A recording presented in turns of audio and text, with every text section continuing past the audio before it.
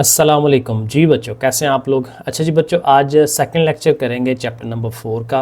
और इसमें जो पहला लेक्चर हमने पढ़ा था उसमें मेन इंपॉर्टेंट चीज़ें दो चीज़ें थी। एक मोलेकुलर फार्मूला और एक empirical formula. Molecular formula basically एक मॉलिक्यूल का फार्मूला है। कोई भी एक कंपाउंड जब बनाया जाता है तो कंपाउंड के अंदर जो एलिमेंट्स इन्वॉल्व हैं, जो चीज़ें इन्वॉल्व हैं, उनके कितने कितने एटम्स हैं। ठीक है, तो वो एक्चुअल जैसे पानी का है H2O, सारे उसका मोलेकुलर फार्मूला एक मॉलिक्यूल का।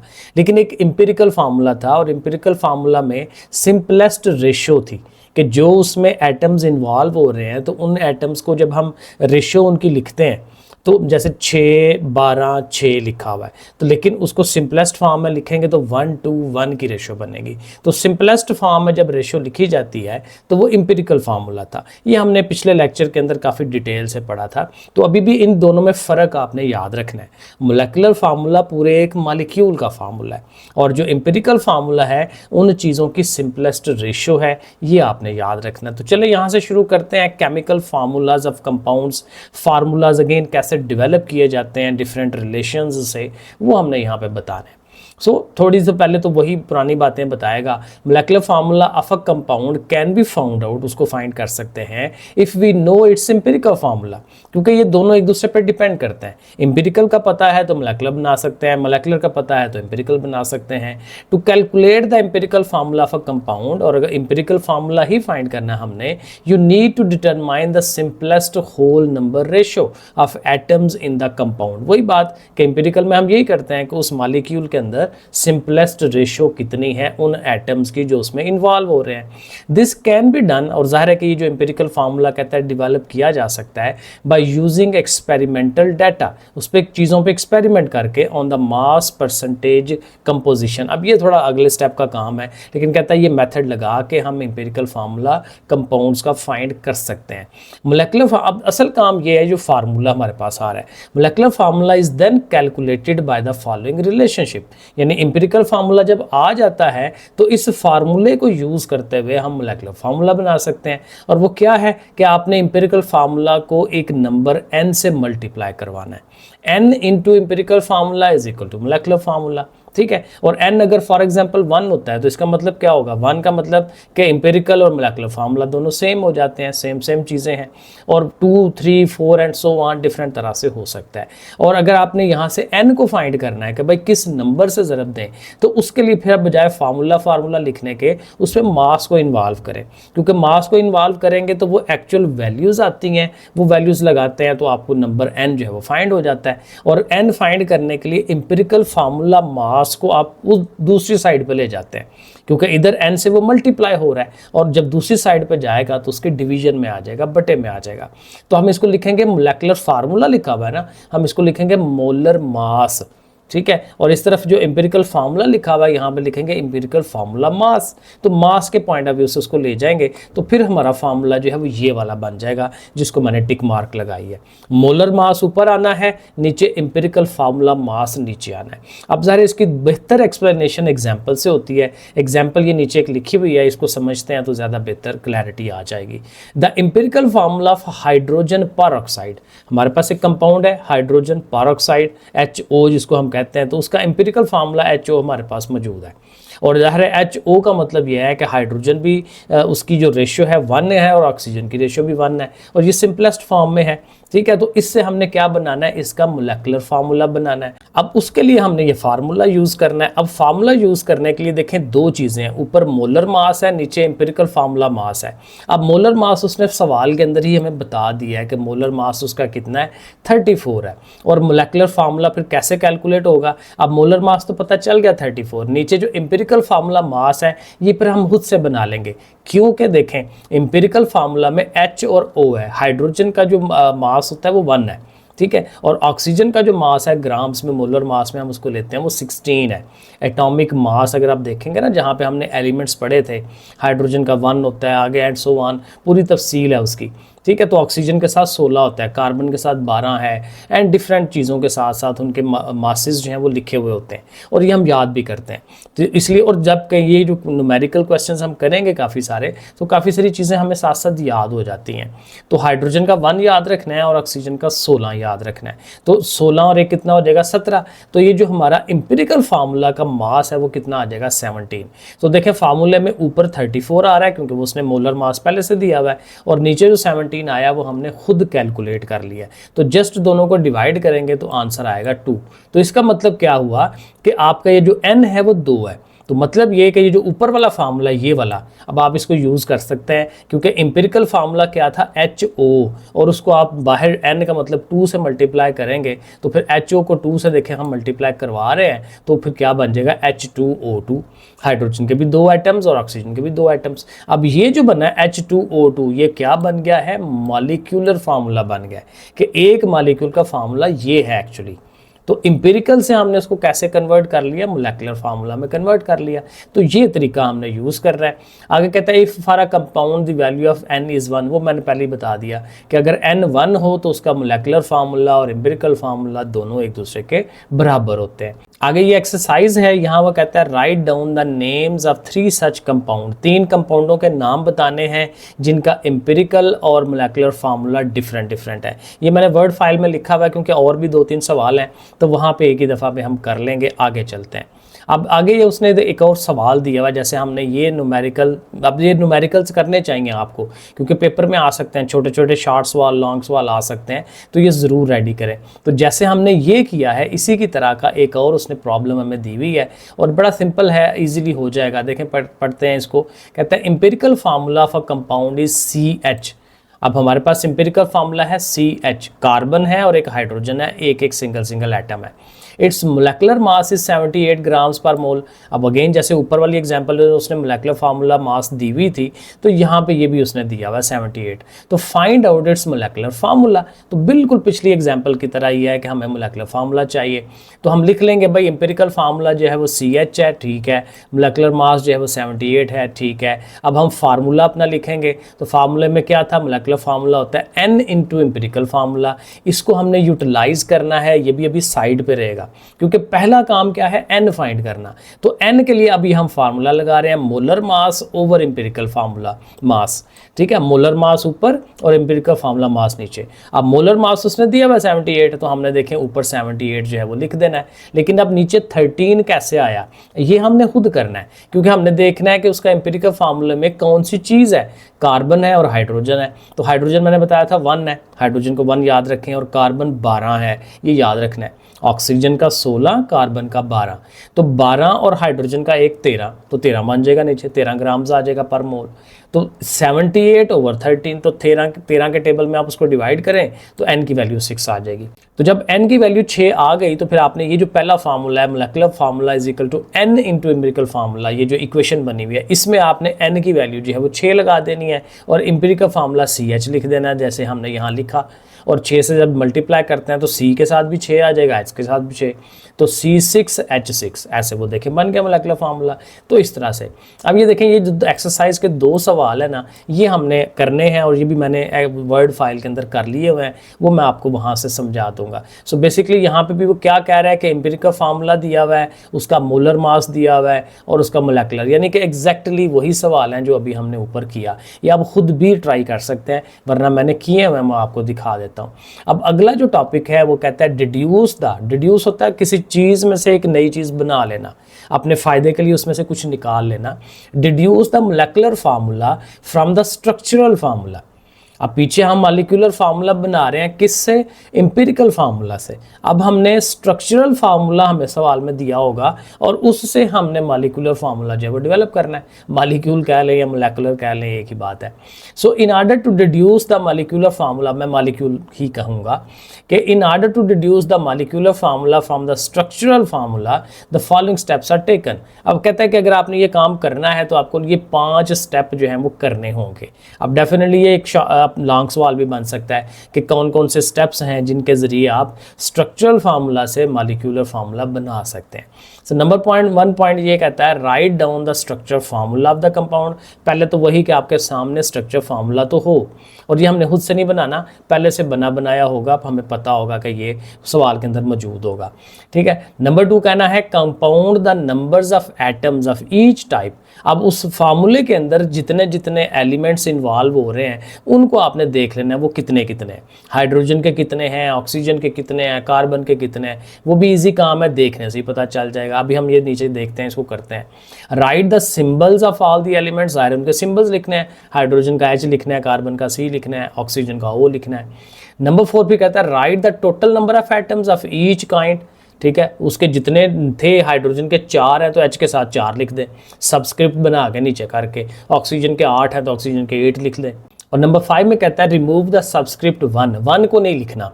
जैसे ना किसी हाइड्रोजन का अगर एक ही एटम है तो आपने H के साथ 1 नहीं लिखना, वो ऊपर भी हमने पढ़ा था कि 1 को हम नहीं लिखते।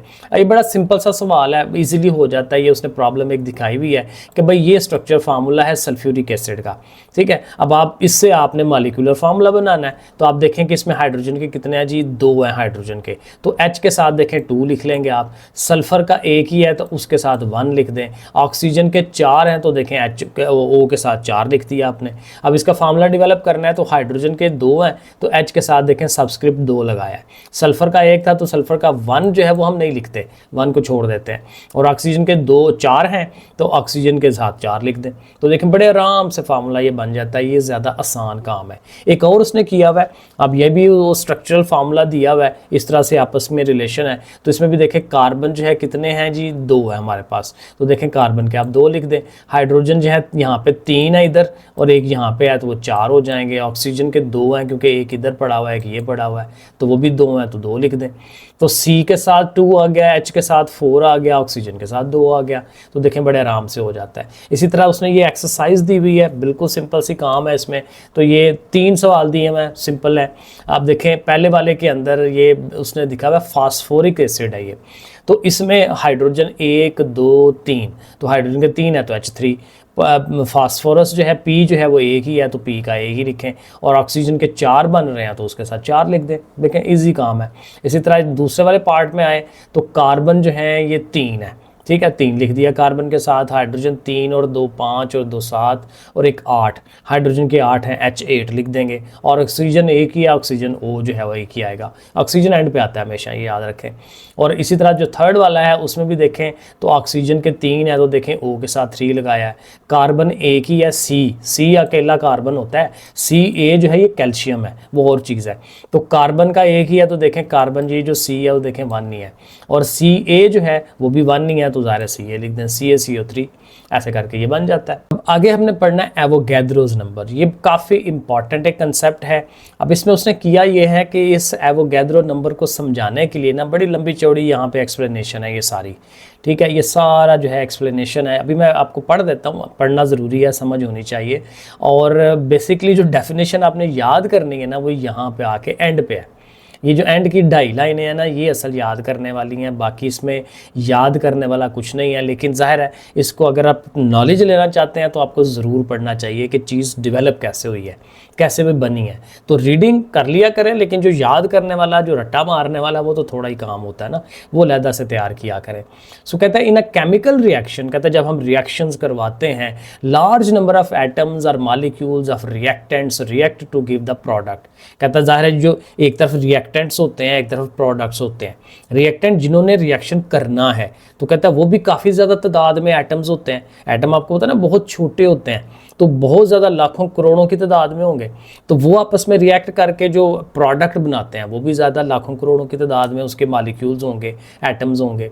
तो we would very much like to know, तो कहते हैं हम जानना चाहेंगे the mass ratio in which the reactant react, कि ये जो रिएक्टेंट रिएक्ट करते हैं उनकी मास की रेशो क्या है। कितने ग्राम्स होना चाहिए या कितना किलोग्राम, किलोग्राम तो बहुत ज़्यादा हो जाता है, तो कितने कितने ग्राम्स की फॉर्म में होने चाहिए, क्योंकि हमने लेबॉर्ट्रीज़ में और फिर सनती जब इंडस्ट्रीज़ लगाई जाती हैं तो वहाँ पे जब रिएक्शंस करवाने होते हैं तो हमें मासेस का पता होना चाहिए। ये बड़ी अहम चीज़ है। तो मासेस का कैसे पता चलेगा, वो तो एटम्स ही बहुत छोटे छोटे हैं, तो मास कैसे कैलकुलेट होगा, उसके लिए फिर वो एक तरीका जो है वो डेवलप करेंगे। For this purpose we would also like to express these masses of reactants in grams. वही बात, ग्राम्स के अंदर हम इसको करेंगे। टू अचीव दिस ऑब्जेक्टिव, ये हासिल करने के लिए we need to transform the concept of chemical formula atomic mass unit into such concept. कहता है कि जो पुराने कंसेप्ट हमने पढ़े हैं उनको किसी नए कंसेप्ट के अंदर लेके आएंगे, ठीक है, which may lead us to know, जिससे हमें पता चलेगा द मासेस ऑफ रिएक्टेंट, यानी कि उनके मास कितने हैं ग्राम्स में। ठीक है, बेसिक समझ आ गया कि हमें पता चलाना है कि वो ग्राम्स में कितने हैं, क्योंकि ग्राम्स में पता होगा हम तोल शोल के जो भी है कि ये चीज़ इतनी होनी चाहिए, ये चीज़ इतनी होनी चाहिए, तो उससे रिएक्शन जो है करवाएंगे जितनी हम बनाना चाह रहे हैं चीज़। ठीक है, तो ये सनती लिहाज से बड़ी इंपॉर्टेंट होती है। तो कहते हैं उस काम के लिए अब ये देखें इंपॉर्टेंट चीज़ कि एवोगैद्रो।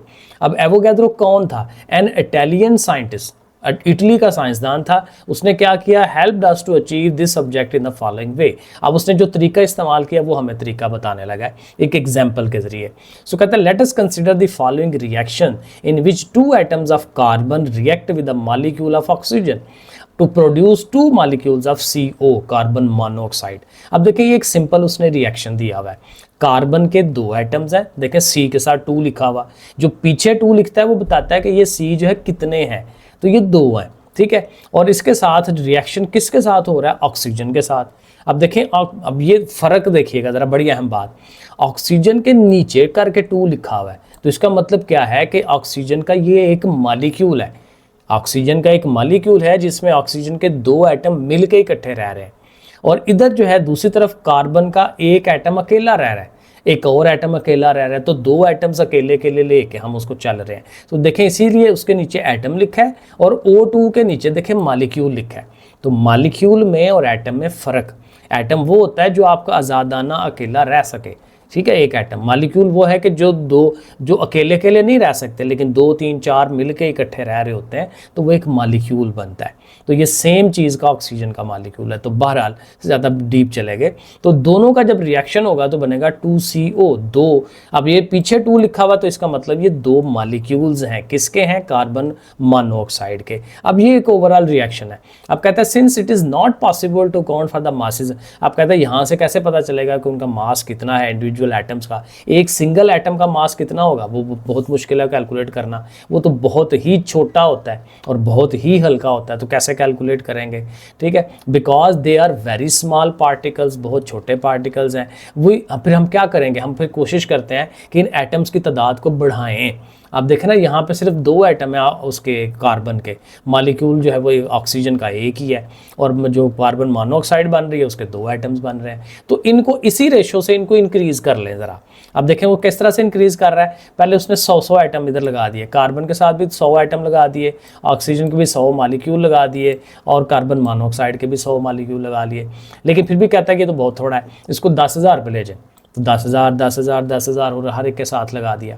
ठीक है, लेकिन पीछे देखें ये 2 2 आ रहा है, क्योंकि जाहिर है कार्बन के साथ 2 है ना, तो ये 2 आना है। इसके साथ पीछे कुछ नहीं है ना, तो वो कुछ नहीं आएगा। और इस CO2 उसके साथ भी पीछे 2 लगा हुआ है, तो ये भी देखें 2 2 जो है वो साथ आता है। ठीक है, कहता है इस तरह से आप इसको बढ़ा सकते हैं, लेकिन अभी भी कहता है ये बहुत थोड़ा है। कहता है अब इससे भी फायदा नहीं होगा, आप इसको बहुत ज़्यादा बढ़ाना पड़ेगा। अब बहुत ज़्यादा बढ़ा के ना वो यहाँ पे आ जाएगा। अब यहाँ एक उसने स्पेशल एक नंबर देगा। अब वो स्पेशल नंबर है ये वाला 6.022 इंटू 10⁻23 एटम्स। अब ये एटम की जो तादाद है ये बहुत बड़ी तादाद है। 10⁻3 का मतलब होता है कि 0 जो है वो 23 टाइम्स 0 किसी चीज़ के साथ लगे। अब वो मिलियन और बिलियंस और ट्रिलियंस, ये तकरीबन जो है 12 और 15 तक जो है वो ट्रिलियन हो जाता है। तो 23 तक जाना है, तो ये बहुत बड़ी तादाद बनती है। तो ये जो एक बहुत बड़ी तादाद है एटम्स की, ये एक हमने एक स्पेशल नंबर अपने पास रख लिया 6.022 इंटू 10⁻23। इसको याद करना है। ठीक है, इसको आगे इस्तेमाल करेंगे। ठीक है, अब सबके साथ, कार्बन के साथ भी उतने एटम ले लिए, ऑक्सीजन के जो मालिक्यूल्स हैं वो भी उतने ले लिए, और कार्बन मोनोऑक्साइड के भी उतने मालिक्यूल्स ले लिए। अब कहता है ये, अब देखें उसने लिखा भी हुआ है कि this number is a huge number and we have selected this because, क्यों, अब ये है असल बात कि क्यों हमने इसको सिलेक्ट किया है कि ये जो 6.022 वगैरह है ये असल में 1 ग्राम के बराबर होता है, तो ग्राम्स की फॉर्म में हमने कन्वर्ट कर लिया। तो फिर ये जो रिलेशन है ये हमें याद रखना है कि 6.022 इंटू 10⁻23 1 ग्राम के इक्वल होता है। तो उससे अब ये फ़ायदा होगा कि हम अपने जो रिएक्टेंट्स हैं और जो प्रोडक्ट्स हैं उनको ग्राम्स की फॉर्म में ले आए। अब यहाँ देखें वो कैलकुलेशन की है, क्योंकि देखें हमारे यहाँ जो कार्बन था उसके साथ 2 लगा हुआ था ना, तो देखें 2 साथ उसका आ गया, साथ ही उसका एवोगैड्रो नंबर है, इसको हम एवोगैड्रो नंबर ही अब कहेंगे, तो ये नंबर साथ आ गया कि उसके इतने एटम्स लेने हैं। और फिर ज़ाहिर है कि चूँकि कार्बन है तो कार्बन का एटॉमिक मास हमने पढ़ा हुआ है कि वो 12 होता है, पीछे मैंने कितनी दफ़ा आपको बताया, तो 12 AMU से भी साथ उसको मल्टीप्लाई करें। तो ये बेसिकली देखें ये वाली जो चीज़ है ना ये 1 ग्राम है, इसको आप समझिए 1 है, तो 2 इंटू 1 2 और 2 इंटू 12 24, ठीक है, 24 ग्राम्स बन जाएंगे। ये देखें ग्राम्स की फॉर्म में कन्वर्ट कर लिया कि कार्बन के कितने ग्राम लेके आए, 24 ग्राम्स लेके आए रिएक्शन करने के लिए। इसी तरह से जो दूसरा ऑक्सीजन था, ऑक्सीजन में चूंकि किसी नंबर से ज़रब नहीं था हो रहा, तो उसका अपना ही जो 32 AMU है, क्योंकि ऑक्सीजन O2 लिखा हुआ है, O2 एक मालिक्यूल, क्योंकि ऑक्सीजन का 16 है तो उसमें चूंकि 2 एटम्स इन्वॉल्व होकर एक मालिक्यूल बना रहे हैं, तो 16 और 16 मिलके 32 बन जाएगा 32। ठीक है, तो इसलिए देखें इसका 32 यूज़ कर रहे हैं, 16 यूज़ नहीं किया क्योंकि O2 है, ये ज़रा ध्यान में रखिएगा, O के साथ 2 लिखा हुआ है। ठीक है, ऐसे करके, तो इसलिए 32 से, तो ये अगेन ये वाला जो चीज़ है ये 1 है, 1 ग्राम। ठीक है, तो 32 इंटू 1 जो है 32 हो जाएगा ग्राम्स। इसी तरह जो दूसरा हमारा कार्बन मोनोऑक्साइड जो प्रोडक्ट बन रही थी उसके साथ भी देखें शुरू में 2 लगा हुआ था, वो इक्वेशन में देखें। ठीक है, तो उसका भी अब देखें कार्बन मोनोऑक्साइड है CO, तो कार्बन का अकेले का कार्बन का 12 था, ऑक्सीजन का 16 था, तो 12 और 16 मिलकर 28 हो जाते हैं। तो देखें इसके 28 AMU उसने यूज़ किए हैं। ठीक है, एटॉमिक मास यूनिट इसको कहते हैं, AMU एटॉमिक मास यूनिट। तो 28 को 1 से मल्टीप्लाई 28 और 28 2s आर 56, तो ये देखें 2 इंटू 28 ग्राम्स जो है कार्बन मोनोऑक्साइड, ज़ाहिर है वो 56 बन जाते हैं। तो अब देखें, अब ये नीचे जो इक्वेशन हमारी थी C + O2 after reaction 2CO, उसका देखें कन्वर्जन जो है ऐसे हो जाएगी, C के साथ यहाँ पे 2 लगाना था 2C, क्योंकि इक्वेशन में 2 है, तो 24 ग्राम्स 32 ग्राम, यानी अगर आपको, अब देखें एंड बात ये है कि अगर आपको 56 ग्राम चाहिए कार्बन मोनोऑक्साइड के, तो आप क्या करेंगे, 24 ग्राम्स लेके आएंगे कार्बन, और ऑक्सीजन के जो मालिक्यूल्स हैं वो 32 ग्राम्स लेके आएंगे और उनको रिएक्ट कराएंगे, तो 56 ग्राम्स ऑफ कार्बन मोनोऑक्साइड आपको मिल जाएगी।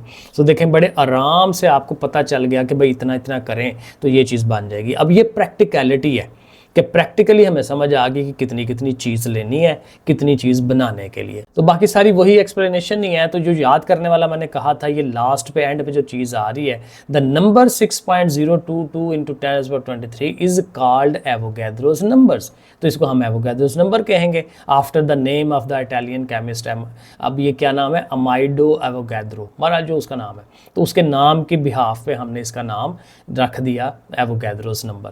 सो Avogadro number is the number of units in 1 mole of a substance. ये भी बड़ी इंपॉर्टेंट बात है कि 1 मोल में कितने एटम्स होंगे, वो हमें एवोगैड्रो नंबर बताता है। This number is represented by Na।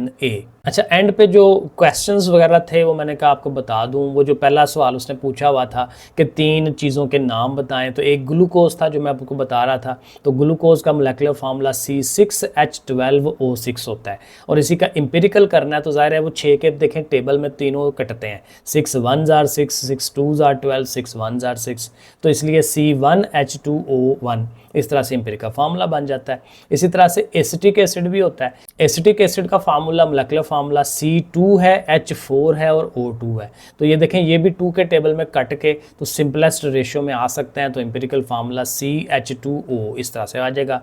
और एक हाइड्रोजन परऑक्साइड है, जो अभी हमने सवाल भी उसका न्यूमेरिकल एग्जाम्पल भी की थी, H2O2 इसको कहते हैं। मोलेकुलर फार्मूला और इंपेरिकल फार्मूला सिंपल HO है, क्योंकि 2 जो है आपस में कट जाता है, सिंपलेस्ट रेशियो 1:1 की आ जाती है, इस तरह से।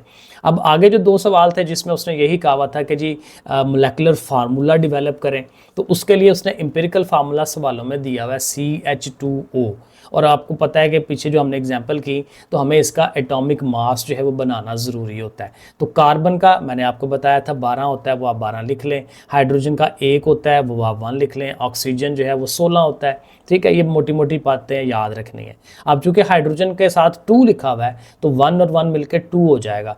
तो 2 इसका, 12 उसका और 16 उसका, 12, 2 और 16, तो ये देखें कितना बन जाता है 30 ग्राम्स पर मोल। तो ये उसका एम्पिरिकल फार्मूला मास जो है वो हमने कैलकुलेट कर लिया, क्योंकि दोनों सवालों में उसने यूज़ होना है। अब जो पहला सवाल है उसमें देखें पहले में उसने मोलर मास दिया हुआ है 180 ग्राम पर मोल, और एम्पिरिकल फार्मूला मास हमने पहले कैलकुलेट कर लिया, वो 30 आता है। अब यहाँ असल में स्मॉल एन नहीं मेरे से लिखा जा रहा, इसको हमने स्मॉल एन लिखना है। ठीक है, वो लिखता ही बड़ा एन है बहरहाल मुझे इतना ज़्यादा नहीं आता। तो small n is equal to molar mass over empirical formula mass, जो हमारा फार्मूला है। तो मोलर मास 180 को ऊपर रखें, डिवाइड करें 30 से, तो आंसर आपको 6 मिल जाएगा। अब ये जो 6 वैल्यू आई है इससे आपने उसके एम्पिरिकल फार्मूला से मल्टीप्लाई करवा लेना है। तो 6 इंटू CH2O, तो 6 से ज़रब देंगे तो C के साथ भी 6 आ गया, H के साथ चूँकि 2 है तो 2 6 उसने 12 हो जाना है, और O के साथ 6 आ जाना है। तो आपके सामने देखें वो फार्मूला बन गया ग्लूकोज वाला, जो हमने पहले भी इसकी बात की थी। और जो सेकंड पार्ट है उसमें भी मोलर मास उसने दिया हुआ है। वो पिछले वाले सवाल में 180 था, इस वाले पार्ट के अंदर 60 ग्राम पर मोल है। एम्पिरिकल फार्मूला तो वही यूज़ होना है जो अभी हमने बनाया, उसका 30 ग्राम पर मोल। अब फिर वही formula small n is equal to 60 over 30, दोनों को डिवाइड करें 2 वैल्यू आ जाएगी। तो 2 से आपने एम्पिरिकल फार्मूला को मल्टीप्लाई करा देना है। तो देखें दोबारा से C2H4O2 आ जाएगा, जो कि हमारा एसिटिक एसिड है। सो आई थिंक यहाँ तक रखते हैं, नेक्स्ट इंशाल्लाह अगला टॉपिक करेंगे। ओके फिर बच्चों, अल्लाह हाफिज़।